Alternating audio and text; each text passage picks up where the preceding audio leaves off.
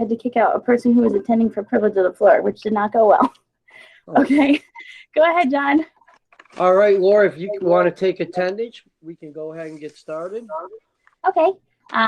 Supervisor Syed. Morning, everybody. Historian Dennis Brennan. Good morning. Fire Chief Dale Lingenfelter. Good morning. Brian Backus. Here. Comptroller Alam. Thank you here. Kevin Walsh. Good morning. Attorney Paul Briggs. Good morning. Chairwoman Murphy McGrath. Good morning. I see Matt Yetto. Good morning. Dan Kaminsky. Here. Josh Hawley. Morning. And Chairman Delarada. Yes, thank you. And I see we have our March 5th, 2021 minutes. And then did we get our April minutes yet, Miss Robertson, or no? No, I wonder if they're mislabeled. Those should actually be those are the April minutes. Are they mislabeled? I just think it might say April. It does say April on the top, but 1A are the March 5th, 2021 minutes. So I guess we already approved the March minutes or no? We already approved the March minutes. Yes. So we're just going to do the April 2nd. and I'll second that motion. okay. Are there any objections to that motion? Any no's? That being said, that motion will carry unanimously, and we can move on to COVID-19 updates. Okay, so I mean, aside from the fact that that our department is extremely busy and we have a ton of people coming in and out, I'd actually defer this one a little bit to the supervisor because I'm working on starting to put some of my meetings back to in-person.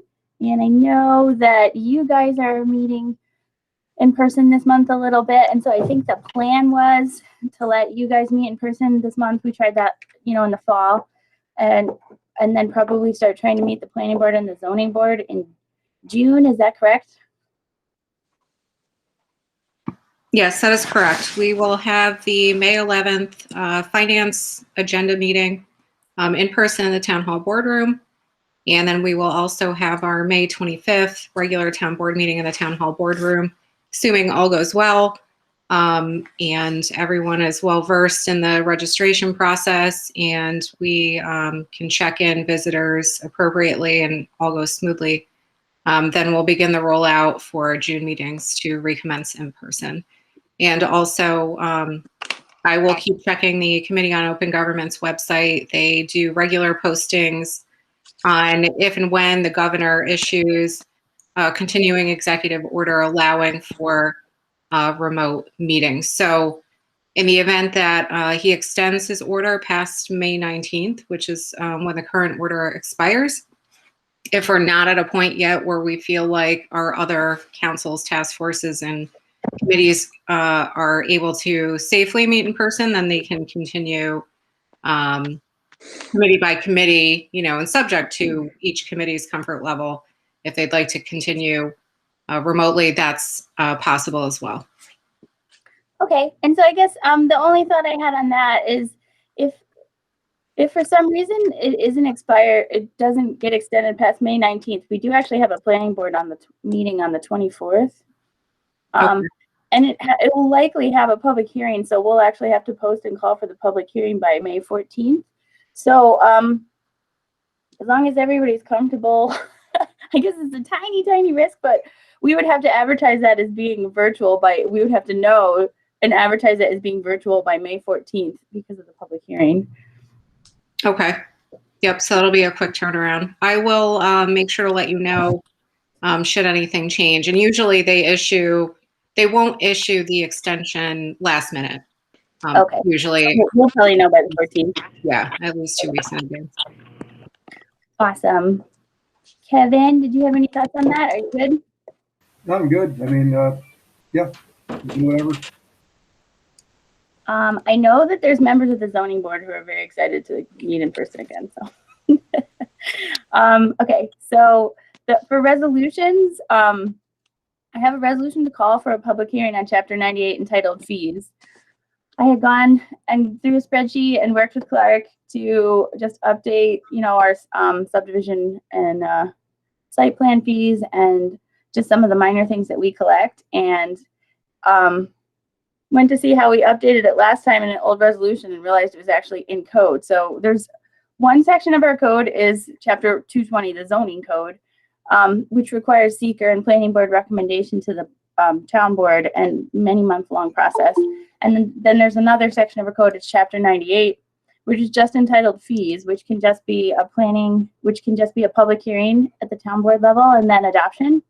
But unfortunately, it's a bit longer of a process than I realized, because it's not like the building fees where you can just set them by resolution. You actually have to change code. The fees are written into the code.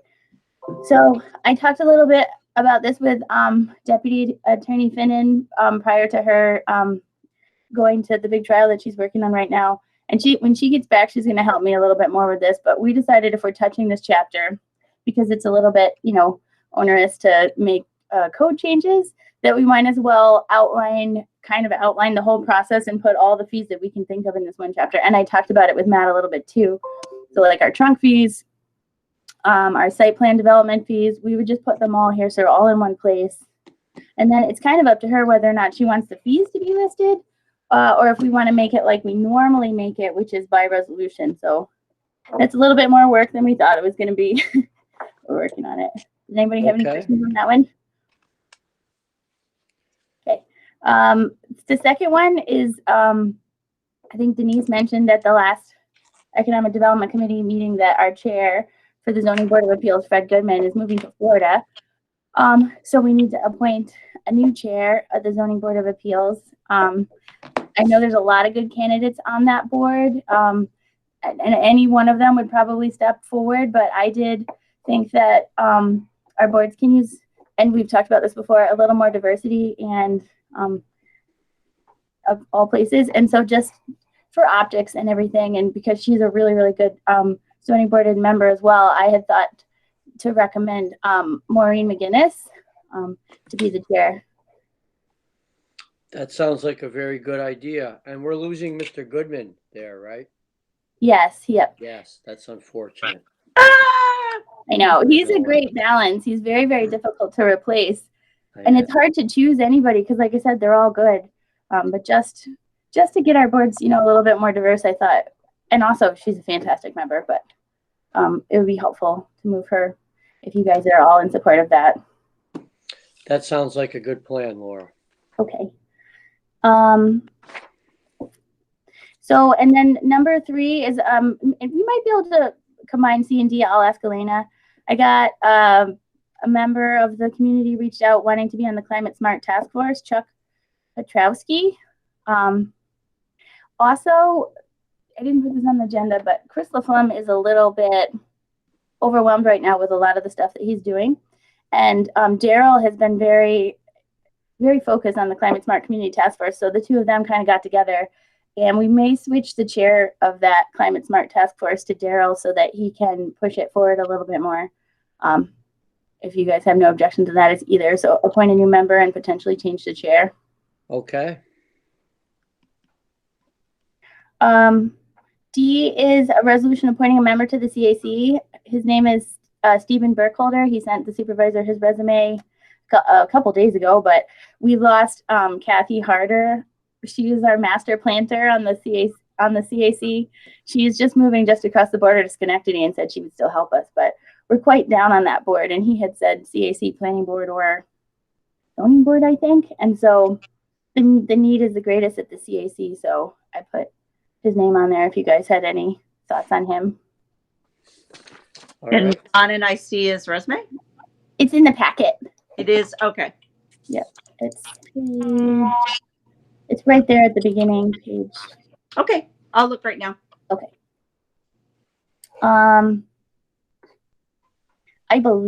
Well, it doesn't matter, but I believe that his daughter may be in my Girl Scout troop. I'm not sure, but That does matter, Laura. he didn't send the resume to me. Many of our best Resume. town volunteers, parents are in my daughter's Girl Scout troop over the years. A resolution calling, so the next one is a resolution calling for a public hearing on a special use permit for the CVS Minute Clinic. So let me just share my screen so you guys, I know that this packet is particularly thick for you, so I was just kind of going to go through it with a shared screen today.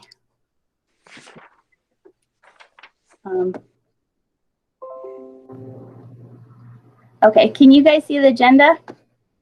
Yes. Oh,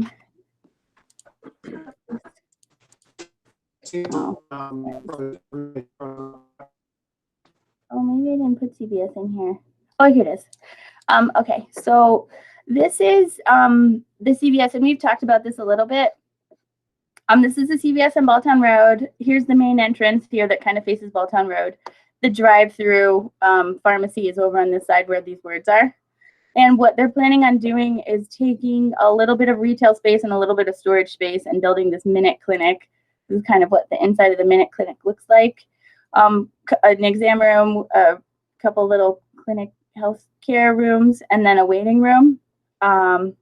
It's kind of a model that CVS has been doing across the nation, although I'm not sure we have one in New York yet. That was what the planning board talked about a little bit. The planning board has called for their public hearing Monday, and would probably be making a recommendation to you this month. And so for timing wise, I think it makes sense for the town board to be prepared to call for a public hearing on this if you're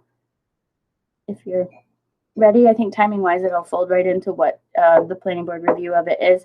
And so the reason that it's a special use permit, it's medical professional offices and retail are both allowed in the town center overlay district and the neighborhood commercial zoning, the underlying zoning. But there's two uses in a principal structure. So anytime that happens, it has to go to the town board for a review. Did anybody have any questions about that? Okay. So I'll put that on the agenda there to call that, you still have multiple months out for that one when it goes. And then the second resolution, Paul, I meant to chat with you about this. At the planning board meeting, you had said that the owner of the Fillmore Ave parcel had reached out to you for making an offer on the land. And that's this little sliver here that's undevelopable. And so it's beneficial for the town to incorporate it into a single parcel, both because it's unusable land right now and because then that adds a little bit to the tax base. So I wasn't sure how far along that was and where you were at with it, Paul. So that's really just a tentative one if you think that would be ready for the end of the month or not. It will be. Okay. And so that's nice because if we can get that put together, then the planning board subdivision packet makes more sense. So that's great. Thank you, Paul, for working on that. It's dry in my office. So, and then all this was really happening on this subdivision is hopefully he'll take this little piece from the town, which is again unusable. I need to drink my tea, sorry. This landlocked parcel back here, there's no roads. He would be incorporated into this big one, and he makes a single buildable lot here. So he's going from 4 parcels, some of them that aren't very usable, to 3 with one place that you could put a new single family home.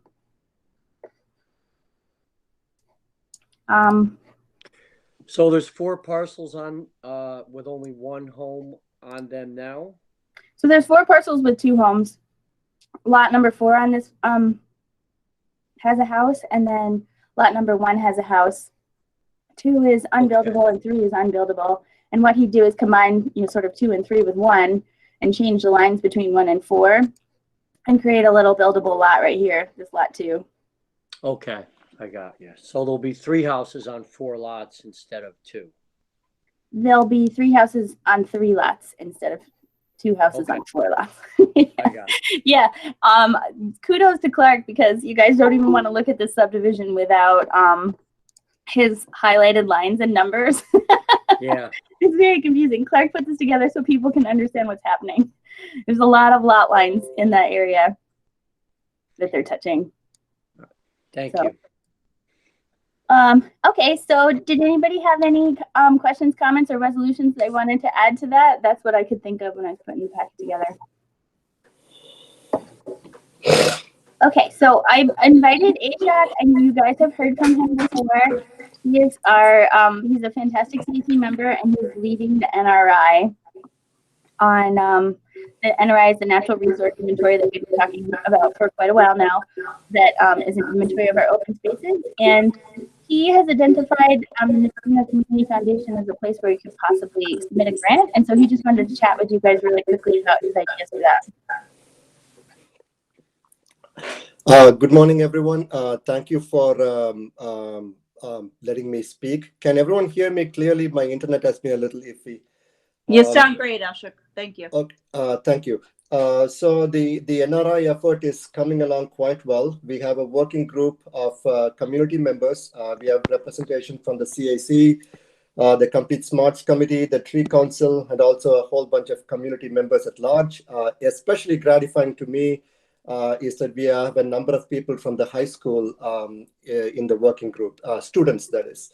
The CAC is leading the effort, and as envisioned currently, it is going to be primarily a community-led effort in the sense that community members will do a bulk of the work.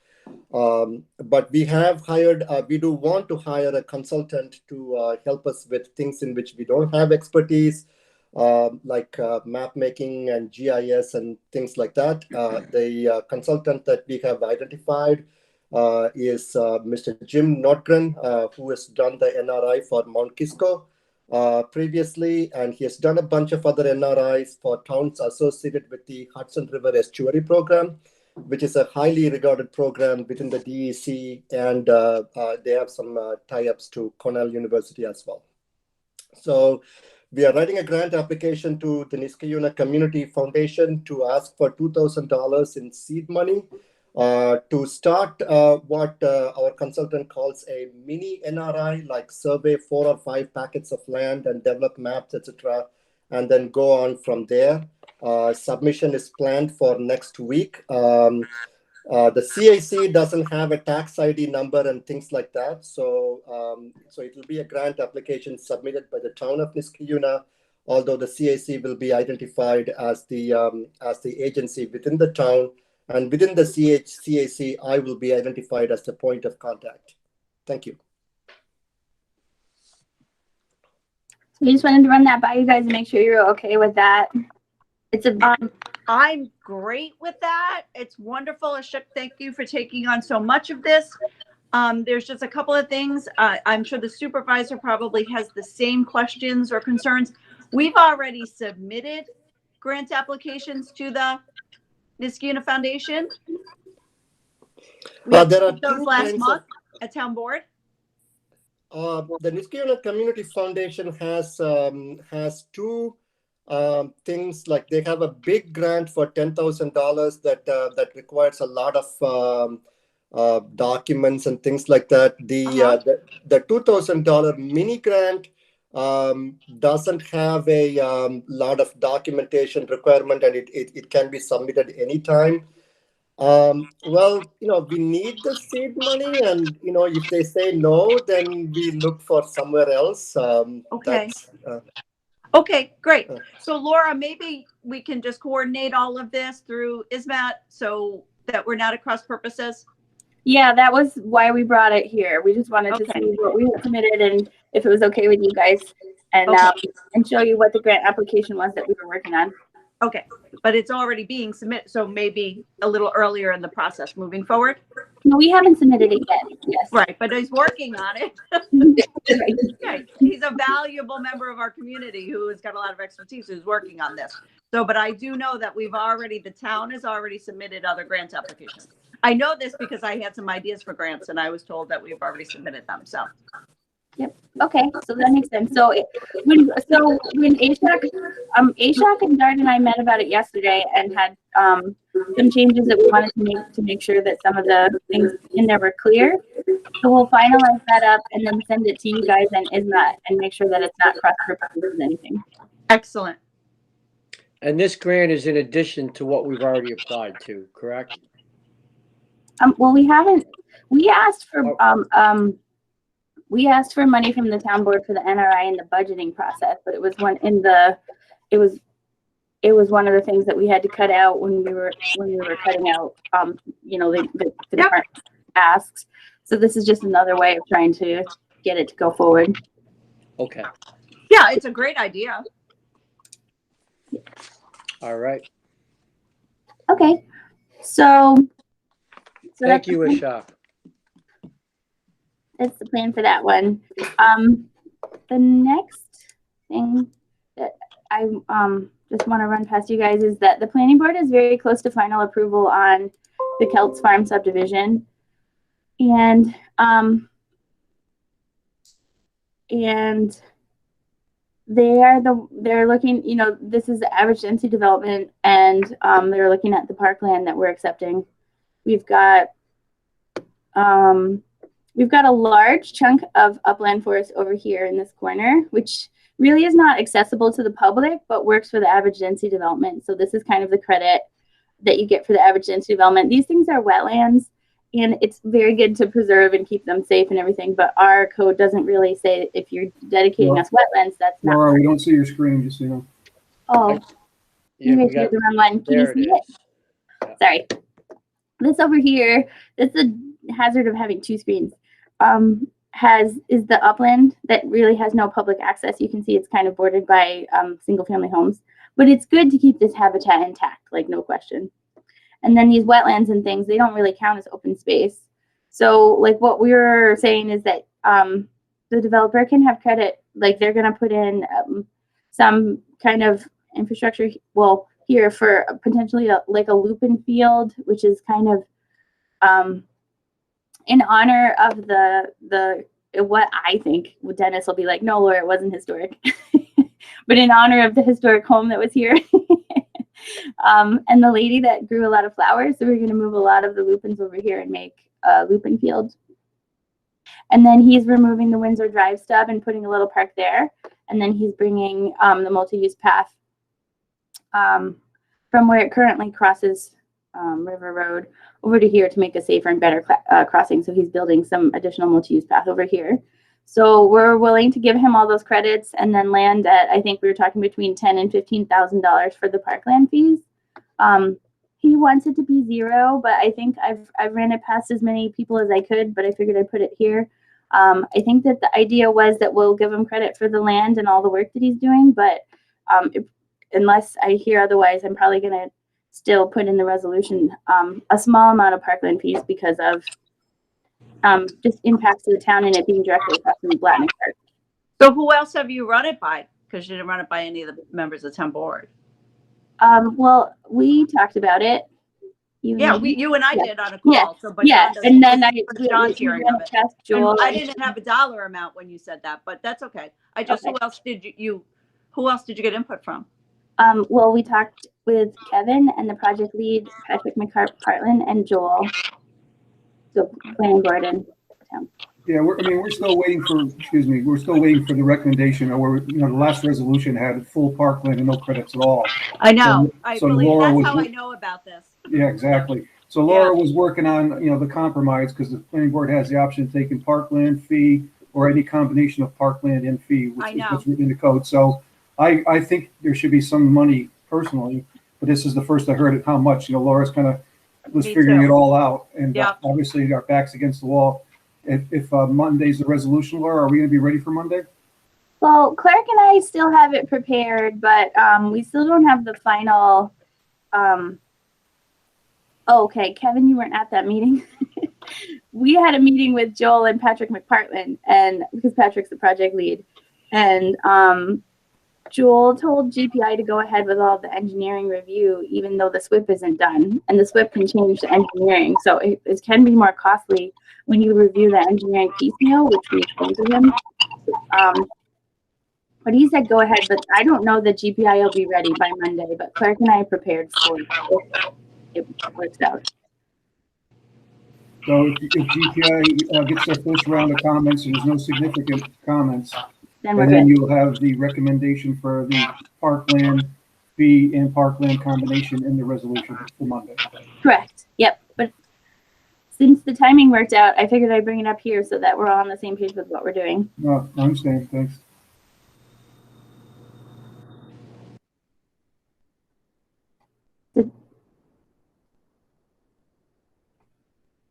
So, so with the maps that, oh, sorry, this is the problem with me sharing my screen. So with this map here, like giving credit for the Lupin Fields, the Windsor Drive stub, and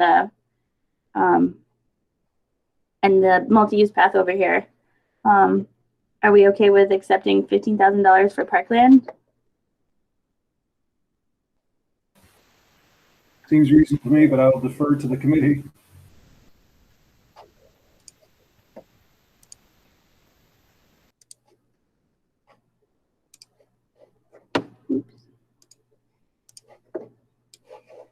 What was the applicant's, did you pass the 15,000 past him? Yeah, he is not happy and doesn't think he should pay anything. But I went back to the other resolutions that we've done with Catherine's Woods and some of the other ones, and we clearly delineated the average density development open space from the parkland. And then, like, that's what I was showing with the, like, with the, and he keeps, like, with the math, like, much of this land has to count towards the average density development. And I know he feels like he wishes he hadn't even done an average density development at this point. But I mean, I just have to follow the code. So I think that, like, this goes with the average density development, and then there may be a little bit left over that can count for parkland, but it's not enough to, it's just my recommendation to you guys, but I don't think that it's enough to waive the fees entirely. I think it's fair to still collect some.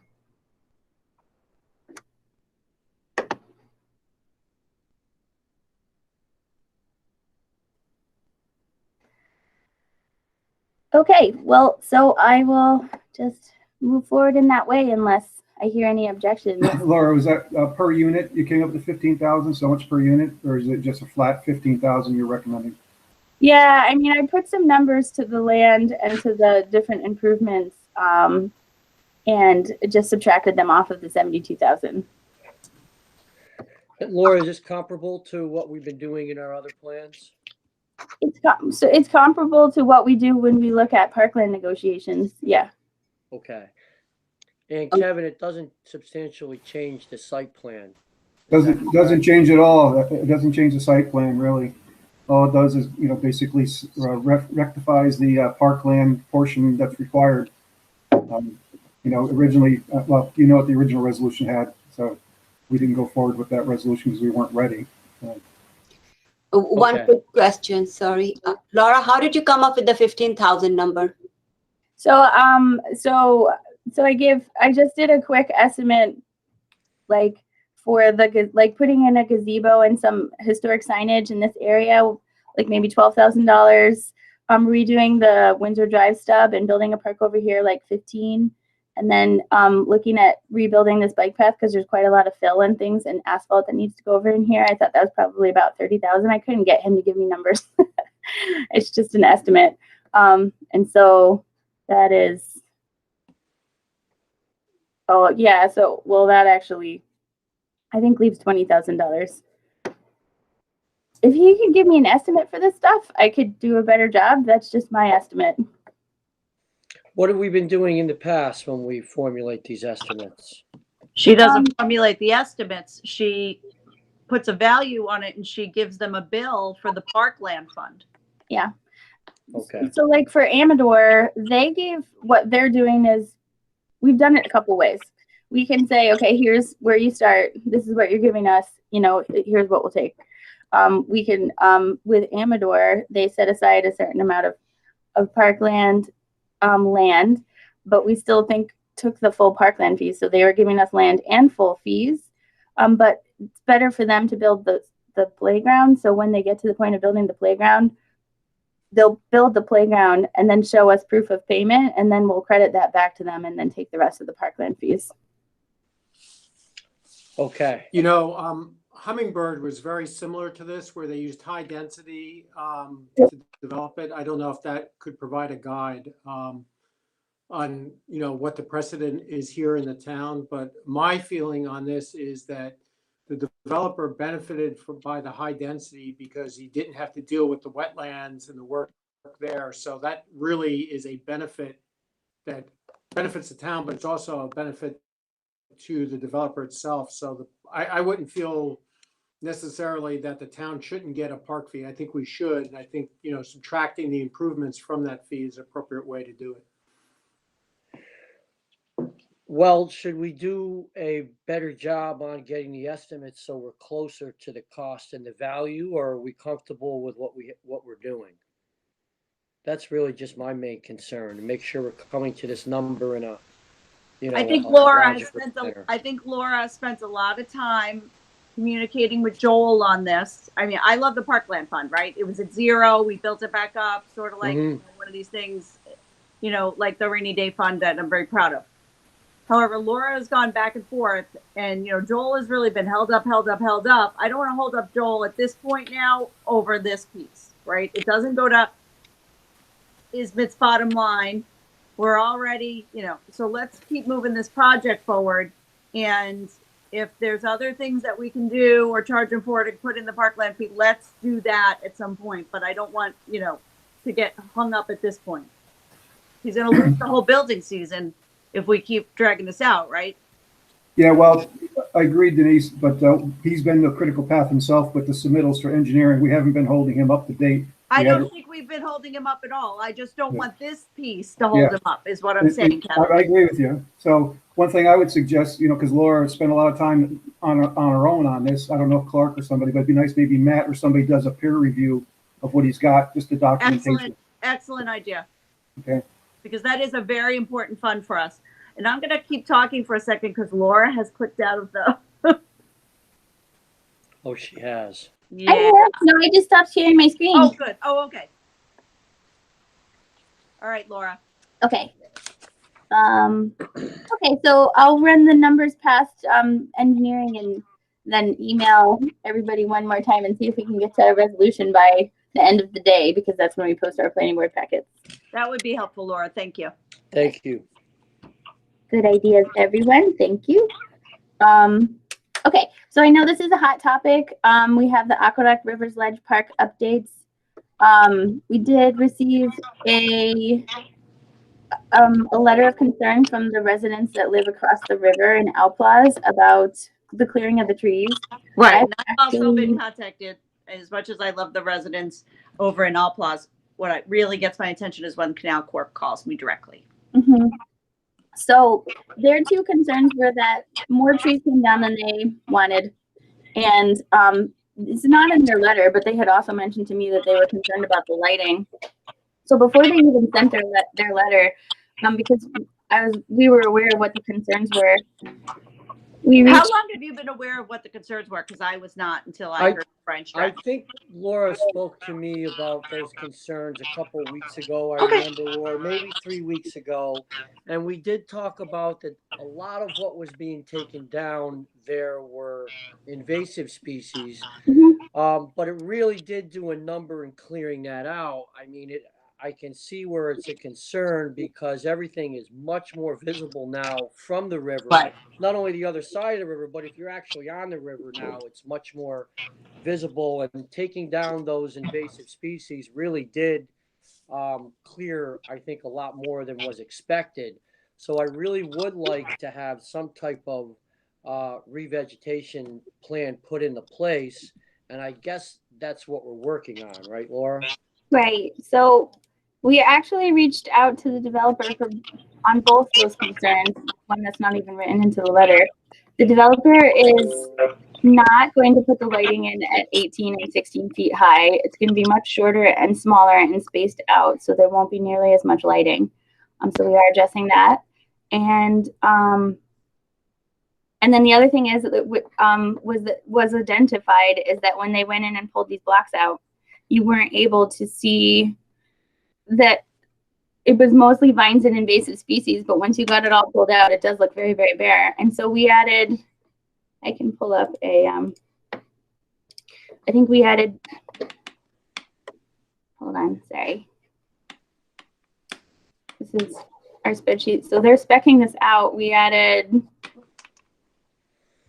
I don't know, 40, 50 extra trees because of the area that we had hoped would remain forest. And I think I reached out to the developer yesterday, again, based on this letter, that we can add probably an additional 15 to 20 trees. And this is very similar to what the residents sent. And we were out in front of this and have already sent it to the developer. But it's essentially these green areas were areas that that ended up having a lot more. It wasn't necessarily that more trees were taken down, but when you pulled all the Aqueduct blocks out of here, if you guys are very interested, I can show you pictures of both of all things. But it does look bare, and so there's a significant replanting plan. And what we were trying to do is, those areas were, like John had said, very invasive, very single species, not great habitat. This is a variety of native and tall trees for eagles and lower flowering trees for food for birds. And we've also put in mixed shrubs and things, just any very beautiful type of habitat you can think of. He's specking. I'm seeing you find this has got American hazelnut, witch hazel, very similar to the things that he had in there.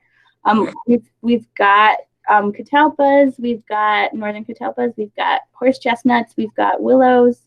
I think he mentioned sycamore, and we have a couple sycamore in here. So I think that we'll address the concerns, but we are and have been working on them and share them. And so when we're done, this is going to be very thoroughly replanted and much better habitat than it was. It may take some time though, right, Laura? How long do you think it's going to take to have that fill in? Not all the way, but So the developer, I think, has been all along has said that it's very much a priority to them to have this park done early on in the process. So what they want to do is try and get all this planting done this spring and finalize so it can start growing and people can start enjoying this park in the summer. So it will take a while for the trees, to reach maturity level. But I mean, he's not planting little twigs either. He's planting your normal, 2-inch caliper trees that you get from a nursery. So, and he wants to get them in as soon as possible before a lot of times parks and stuff come at the end of the development, but in this case, they want to be done with the park before they've even started, before they even have a final CO. So if for whatever reason, they went defunct, we would still have this beautiful upgraded park without them being even done, which is a little bit unusual. Thank you. Did anybody have anything else they want to talk about on that one? Okay. And then the last one I put in here is the Airbnb zoning regulations. I guess this is from my staff. We've been getting a lot of calls about Airbnbs, and I know I've sent this to you guys a couple times before. The zoning board did work pretty hard on an Airbnb code. We did not enact it because it's a lot of extra work for this department, and we have very little Airbnb use in the town of Niskayuna. But if we do feel like this is starting to become an issue, the planning board can pull that code out and take a look at it if we do feel like we need it. It's mostly, I would say, Kevin, do you remember? It's like 85 to 90% done. I think we just set it aside because the need really wasn't there.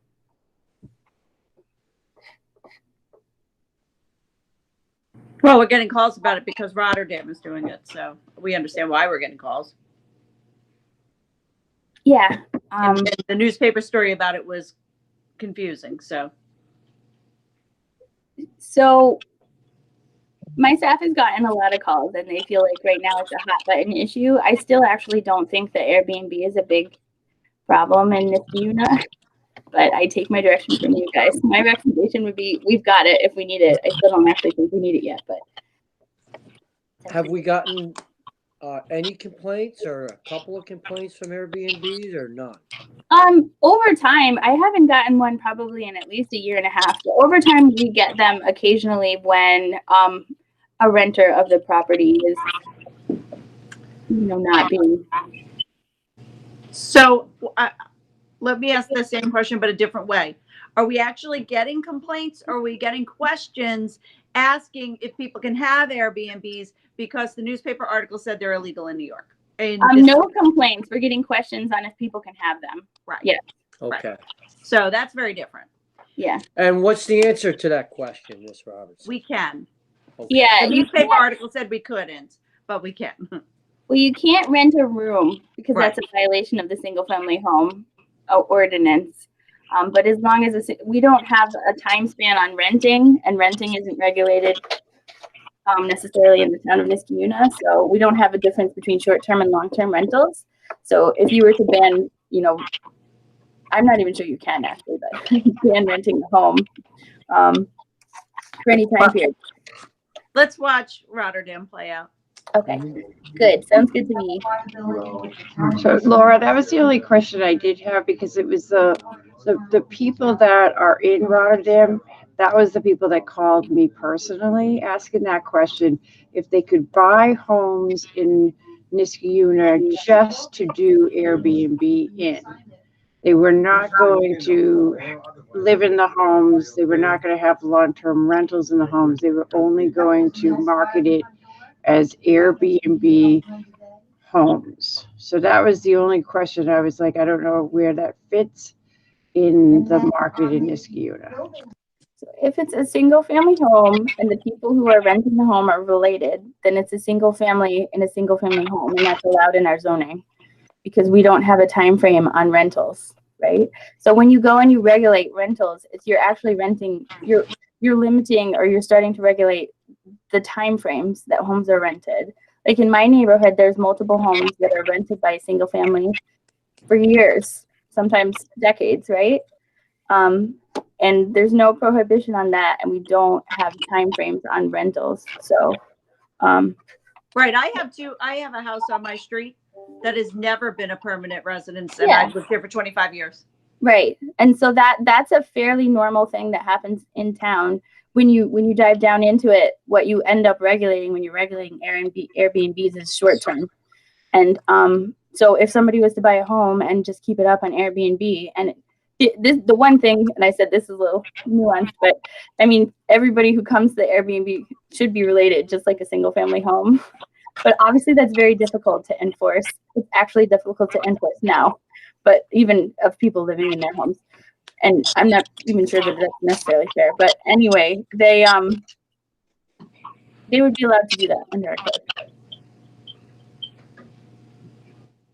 So, okay. So F is members to advisory boards. I put 2 to 3 under the couple vacancies because that depends on if we go forward with our proposed appointment. Complete Streets Committee has 1 vacancy because we appointed Greg Diebold. He's a wonderful member for, I think, 1 month, and then got a job in Rotterdam and left us. He was very young, though, and I'm very excited for him. He's a planner. He's got a new job now, so that's great. And then the Architectural Review Board still, it's very key in some of the reviews that we have, and would be very helpful if we could get some people on there. And then Laura, just to go back up to E, you and I had a discussion about marijuana yesterday. You just want to clarify.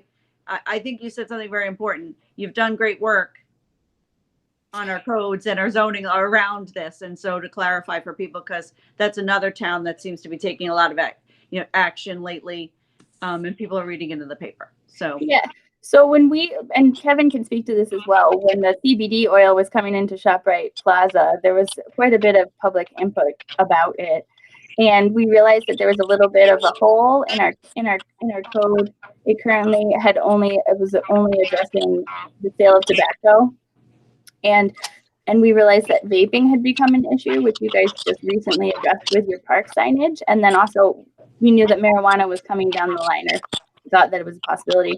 So what we put in our code was we tied both the sale of marijuana and the sale of vaping products into the tobacco code that we have, and it's prohibited within 1,000 feet of any school and daycare center because science and there's some pretty proven statistics out there that when it's close to where children are and when it's within view, there's increased use of these products. So you can tie that to your code.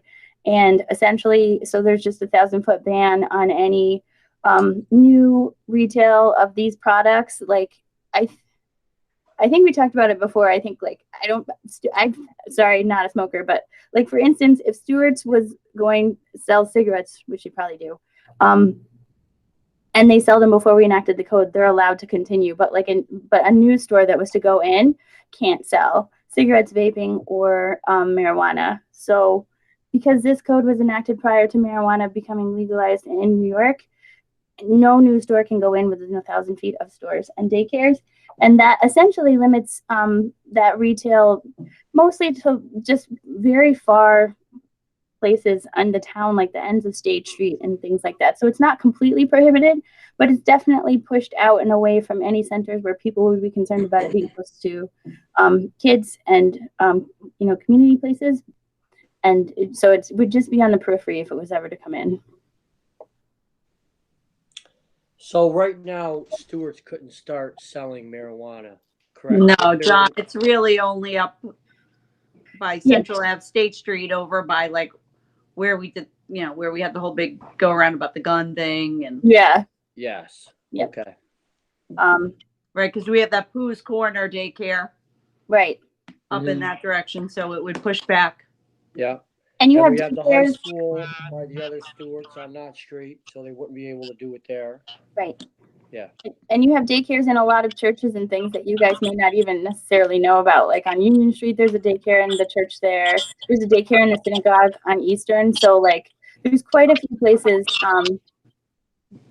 around that make that kind of trouble.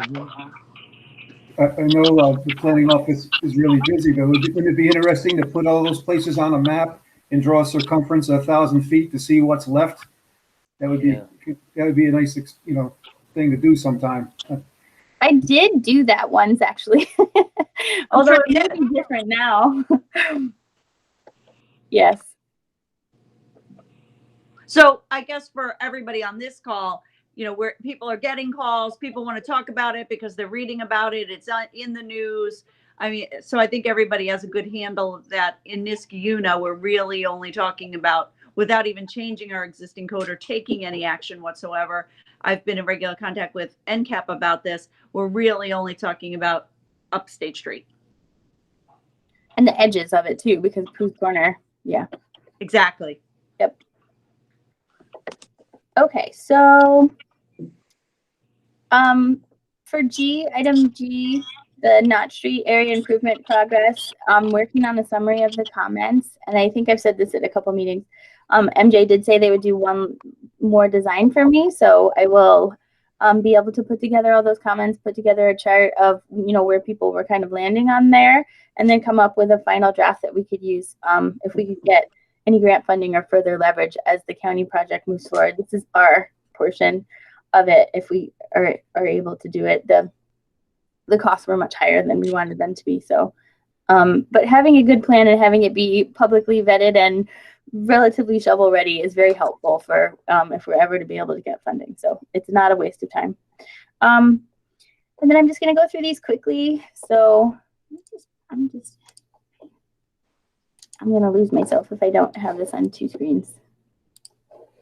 Okay, so just quickly, because I think our planning board meeting is one of the biggest planning board meetings we've had in a really long time. So we've talked about this one before, 1380 Van Antwerp.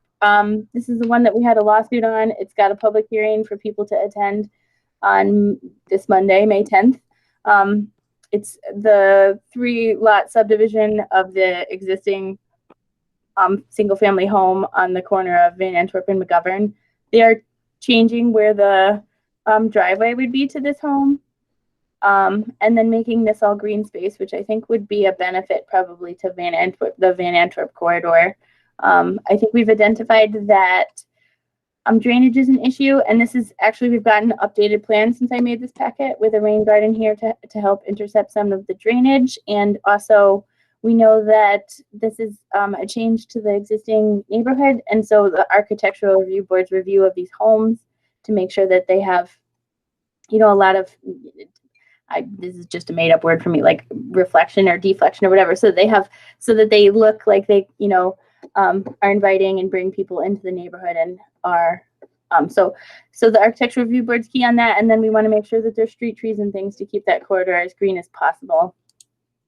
This one we talked about already. This is Fillmore. Maurice's is planning a couple of new types of signs that we've seen in the town of Niskuna. I think that we took this one away based on the fact that it's not needed and potentially would negatively impact snow removal. But they're going to put a couple blade signs out there, and they moved from here over to by Old Navy. There's an application for a new barber shop in the Co-op Plaza, so right between the Knott Street office and Niskuna Liquors. It's a lady that has been working in the town of Niskuna for a long time, and she wants to start her own barbershop business there, which is allowed. So we're taking a look at that one. And Army Navy also updating its facade and getting a couple new signs there on State Street. This one is just very preliminary, so still, but this is a building on Eastern Parkway that's like a story and a half of medical professional square footage. It's pretty dated. Much of the landscaping is a little bit overgrown or dying. And Mr. Lisi acquired this building when he was building 1769 Union Street. And the doctors that were in this building moved to 1769 Union Street.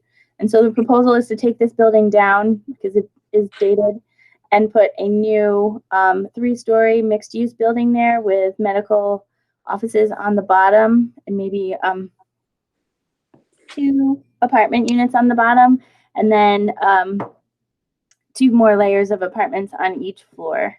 I know that the CAC looked at it, and again, this is why I want more people on the architectural review board. Like, the architecture of a 3-story building in that area is going to be really key, because that's going to be tall for that area. And so you're going to want to make sure that the height of the building is definitely mitigated to the kind of residential feel that's around there. So that's what we're working on for that one. Laura, that's a special use permit also? The town board will have to take action on that That one? is a special use permit. It's very preliminary, but yeah, the town board will get a crack at this one as well. Yep. Yep, thank you, Kevin. That's great clarification. I think what we asked, because again, like, we know that 3 stories is different than what's there right now, is to get some elevations and get a better idea before we do any public hearings or recommendations to the town board on that. So that one is just started. And then Burlington's getting some new facade signs going in over here, and really big signs. I think we might have them shrink them down a little bit. And then again, that's the CVS that we talked about. And then I think the last thing that I wanted, so I didn't put any drawings in, but we do have an application from Verizon, I believe. Clark, jump in if that's wrong. To put antennas, cell tower antennas on the GE water tower. So that's kind of a win for the town, because our code says please co-locate cell phone antennas. We're not talking about putting up a pole in a residential neighborhood.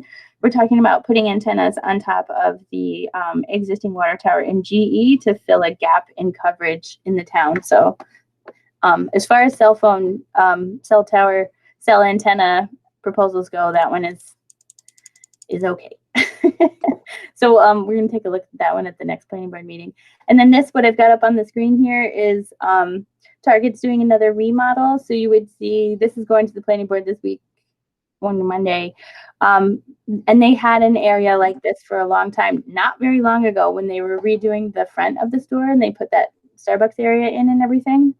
So depending on what the planning board says, you're probably going to see quite a large section of Target sectioned off again as they continue to work on their remodels. But again, investing in the town of Niskuna and upgrading their store. So that's that. Did anybody have any questions on the planning board? Laura, I just have a journal question. Sure. So is the town hall and the surrounding areas, like where the grounds are we designated smoke-free place? Because I've heard complaints to HR. People have seen other employees smoke cigarettes there. And then, the place is stinking, or some people who have asthma, they have really concerns about it. So town property? I don't actually know the answer to that question. My guess is yes. Does anybody know? Where is this, Matt? So where our trees are. So when from the parking lot, when you walk, there's a walkway towards the opening of the town hall. There are trees over there. So that's where we have seen some cigarette butts, and I've gotten 2 complaints. One from an employee who has asthma. Okay. So all the parks are smoke free, and the Definitely signs that we got from NCAP that I worked with them on say everything's smoke free. So town hall has to be, right, Briggs? Or can we do a resolution designating that? Happy to do that. Okay. What did you say? Already. I've done the others, so John and I could do that. But let's just if it actually is already. Yeah, I think it already is smoke free, isn't it? So you definitely have to designate it, because I get this question from people a lot about ShopRite. They get very frustrated because New York State regulates inside spaces, but employees come out and smoke and there's a certain distance from the door, but ShopRite is so big they can find distances to the door and still smoke. And they're not violating anything, and the town actually can't do anything about that, like at ShopRite Plaza, because it's private property. The only way to fix that is for the owner of the private property to designate their entire land under their own ability to do that. It's smoke-free to regulate their own commercial places. So for sure, we can let either the town can designate it the same way that we designated all of our lands, or maybe it already is. Right. Okay, so like the city of Schenectady, they designated the city hall and the surrounding areas, X number of feet, because it was the same issue. People have asthma, and it really triggers that. We can't take that risk on. And there's just the smell and the cigarette butts. We have beautiful grounds. It didn't look good at all. Okay. Ismet, we support you 100%. So Paul Briggs will find out if it's already there. I thought the signs we got from NCAP, which I don't even know where they are, I thought they were going there as well, but I haven't seen them at town hall. But we will we'll put up another sign, or put up one of the NCAP signs, or we'll have to do it. We'll have to designate it, and I am happy to sponsor that resolution like I've sponsored the rest of them. Thank you. And yeah, I'm very passionate about that one. So I know you are. We'll get that done. Yeah. As am I, as is John. I mean, John's been very supportive of me with the smoking stuff and the vaping and all the rest. So. And Laura, have we heard anything good, bad, or indifferent on the restaurant that may be coming into 2213 Knott Street? They're working away on their building permits. He comes in our office. We've been doing inspections over there. I do think that I haven't talked to him in probably like a month, maybe a little bit less than that. But I know that his original plan, he was shooting for the end of May. I don't know if he'll be able to make it or not, though. It's a lot of work. He's doing a lot of work over there. Okay, thank you. Mm-hmm. So item J, the grants update. The River Road softball fields, I think I have to go back out and do a final check, but I've been getting some emails from the engineers. I believe they are complete. So we just have to wait a couple of weeks and mow the lawn a couple times before it's fully turned over to us. But then I think, as far as I know, that job is done.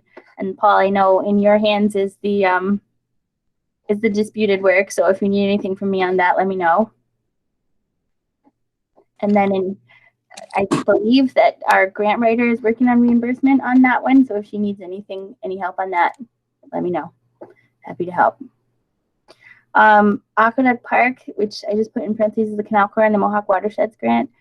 The docks got delivered, so that's the last final piece, big piece. And we're just scheduling a time for them to be installed so you can go out there and see those big dock sections. That will help us wrap that grant up as well as the last piece. And I just want to put that out there, again. I think it's up to you guys, but whenever the time is ready and you have the time, it's probably worthwhile taking a look and figuring out just, that's a mixture of public and private docks now, and make sure that we have a good contract with the rowing club on how we handle things down there.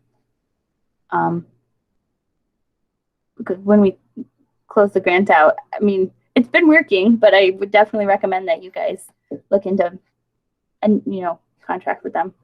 And then the critical pedestrian connection scope change.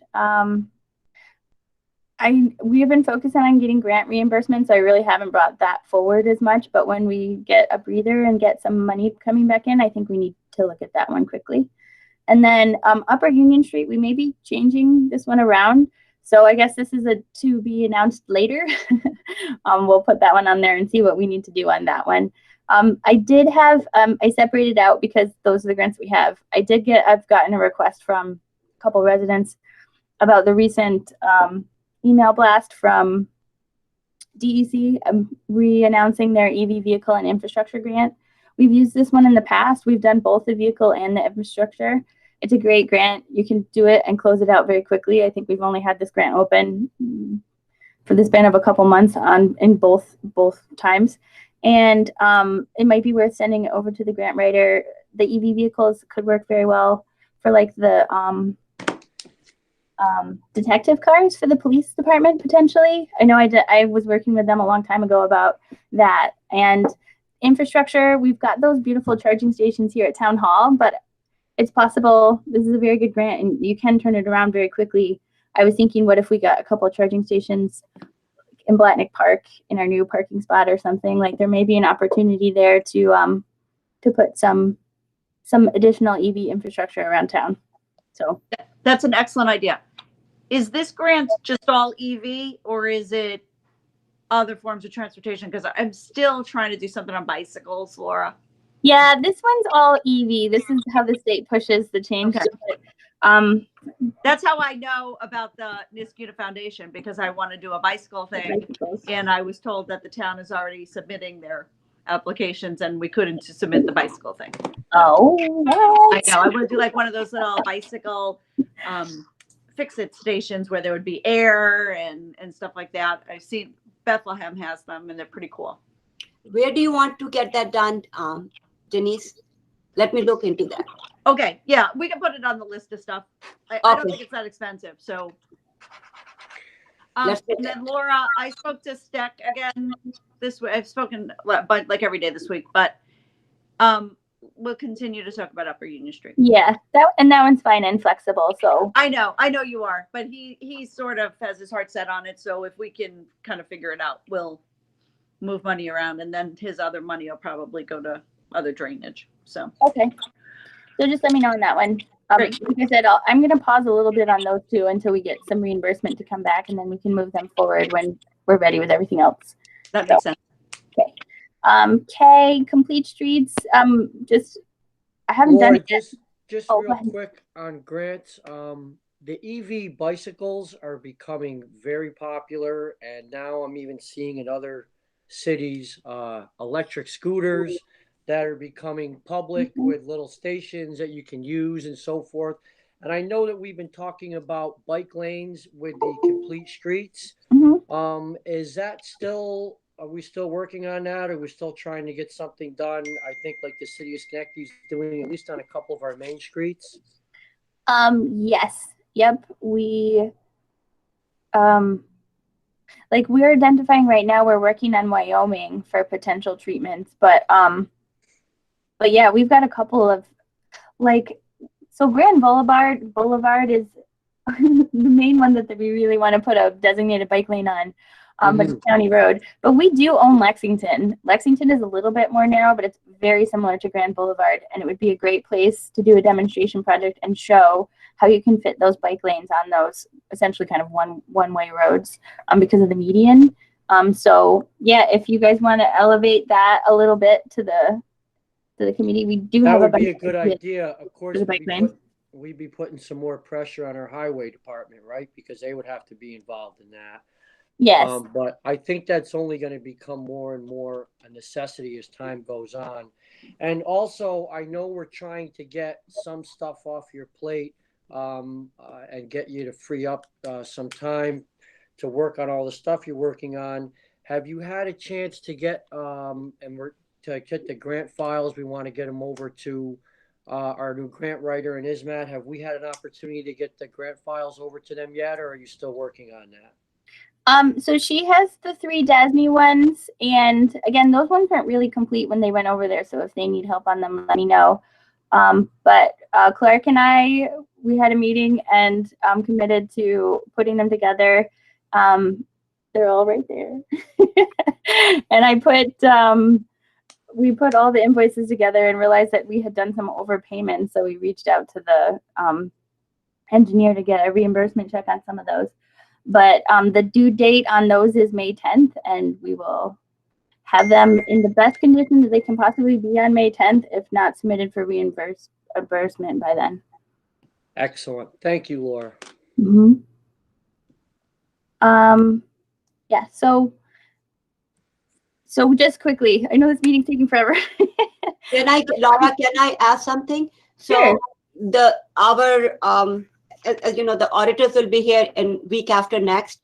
So we need the files before that. And your table looks so much better. I can see the files there. So thank you for working on it. Yeah, that's awesome. All of these papers were filed. I think we've got all the invoices in there. You could probably take them today, but I think if you want to wait until Monday, we might be able to get the reimbursement submitted for, which I feel like would be. Okay, Monday sounds great. So we will come in. Thank you so much, you and Clark, for helping us. Really appreciate it. And Ismail, you've got something that you got to attend to on May 17th. Is that right? With an audit of some type? That's when that's when the auditors are coming. Okay, so you're going to need them in advance, well in advance of that, I'd imagine. Yeah, so if we get them on Monday, we should be in a relatively good condition. So at least we can show them we have all the documents and we can prove it to them. Okay. Excellent. I want to thank you all for your cooperation. Thank you. And thank you, Laura. Yeah, thank you, Ismat. Yep. So quickly, complete streets, still got to do the letter for Old River and Rosendale Roundabout, potentially moving people over to Niskayuna Drive. Working on the Wyoming Drive, I brought this up at Highway. The speed tables may be more expensive and not as realistic as we thought. So we're thinking maybe doing a stop sign and tightening of the curves there, which might be very helpful. I just want to bring up to you guys again, the Plum Street sidewalk is this very small section of sidewalk between Hillside and Van Antwerp. And it's very tight because the house that sits there is pretty close to the road, but the homeowner right now is willing to work with us on it. It's an unusual circumstance. And I would highly... I know you raised this at another committee meeting and you've raised it with me. So the Plum Street, I know this is a priority for Bill Chapman and others. How much does it cost though? Well, I can't pull that up off my head, but we do have an estimator, so I could quickly get you guys that cost and just email you the proposal with the contact for the lady. I just think it's such a win, and we may not have this opportunity again. Is the only reason I'm being annoying about it. Okay. All right. I mean, but is it something that we can talk about as we develop the budget for next year, or do you want it tomorrow? I don't have a feel for this. I think, well, my sense is that next year would be fine if we make sure that it fits and start, designing it and get kind of an agreement with the lady. Okay. Of the house. Okay. So the cost estimates on that. Is there a way to combine it with Upper Union Street? Yeah, could we? Or maybe because I might be stuck with more money than I want for Upper Union Street because or maybe I'm not really quite critical pedestrian connection. Landry asked for it 5 years ago, so yeah. Really? We might, because the critical pedestrian connection is a little bit more flexible, and the county really doesn't want us to do the Knott Street crosswalk right now because they're doing a Knott Street crosswalk. Maybe we could take that money and see if they would be okay with us switching it over to the sidewalk on Plum Street as well. Okay. All right. I like it. All right. Thank you. Okay. Good idea. Okay. Where was I? Oh, and then I just wanted to let you guys know that I've been attending, Schenectady County got a grant from CDTC to do a Complete Streets initiative, and they're getting all of the different towns, villages, and cities, well, there's only one city, in Schenectady together and trying to meet regularly and talk about Complete Streets initiatives and make sure that we're, if we can, combining them and synergizing them, made up word, whenever we can. And so that's very exciting, and I like it a lot, and I appreciate them inviting us, and it's a good idea to have those things be at a county level, so it's very exciting to me. L is Tree Council. We had a very successful Arbor Day. We gave away a ton of trees, lots of smiles. The Highway Department really did a great job for us at the Senior Center, so big thank you to everybody. And then I think I talked to you guys about this before. The Schenectady Soil and Water Conservation Organization was able to get a National Grid grant to plant trees on Dean Street. So they're working with the Tree Council to plant trees on Dean Street where there's a lack of trees that it'll take time, but over time should grow up and help narrow that visual corridor and hopefully slow some people down, because the trajectory right now is very open and wide, and people, I think, go a little fast there. So they're going to be doing, they've done a couple walkthroughs. They've talked to a couple residents. They're going to do an outreach with the Schenectady County Soil and Water Conservation and then put some trees there. Not a whole lot of work for the town to do because it's a county road, but the Tree Council is helping on that. So M is Conservation Advisory Council. I attached the Pesticide-Free Lawn Initiative flyer. It's going well. I think we've got, Jean did a summary for me, over 30 petitions and a bunch of signs out the door, so that's great. ASHOC gave you the update on the natural resources inventory, and then I'll just share my scene really quickly. I think we've finalized the location of the LOMO initiative, so go ahead, Matt. That was a mistake. Okay. Sorry, I didn't pay attention to which screen I shared. Can you guys see my screen? What do you guys see? You can see the screen, Laura. The pesticide-free pledge? Yes. Yes. Yeah, okay, good. So that's the pesticide-free pledge. It's out there. We're probably going to do another email blast to people with tips for their lawn and remind them that this is a great thing to do. And here's the final map for the LOMO initiative, and Ray's picking up some perennials for us to plant. And so this is a compromise based upon meeting with the residents out there and talking with the highway department. So we won't be mowing anything. I mean, we will continue to mow everything in front of the split rail fence, like leave this area for the disc golf and the trails and everything, and then just do this little, it's a 3-acre chunk, so that's not insignificant, but it's quite a hill, so I think it's going to be a great initiative. Very excited about it. We're going to put some signs up there. This is the area here. This is what it's going to look like when you enter in right now. So, and then my last thing. I just have to follow up on the climate smart community stuff. I have gotten a couple emails, and I know Ismat has too, about community choice aggregation. I have to dive into them and see exactly where we are. Architectural Review Board has those key referrals that they need to work on. And then Clark wanted me to remind everyone that the IT department has been really great and helpful recently with some changes they're making to the website. And so we're very appreciative of the time that Seth's taking to make that work a little bit better for us, the Architectural Review Board. And then the one thing that I wanted to tell you guys is when I say that we're busy, like Linda and Clark worked on this for me.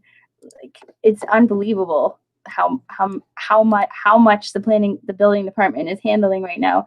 These are years. So 2015, 2016, 2017, we had a drop in 2020 from COVID, but we're, hundreds of times higher on building permits than we normally are. It's just crazy.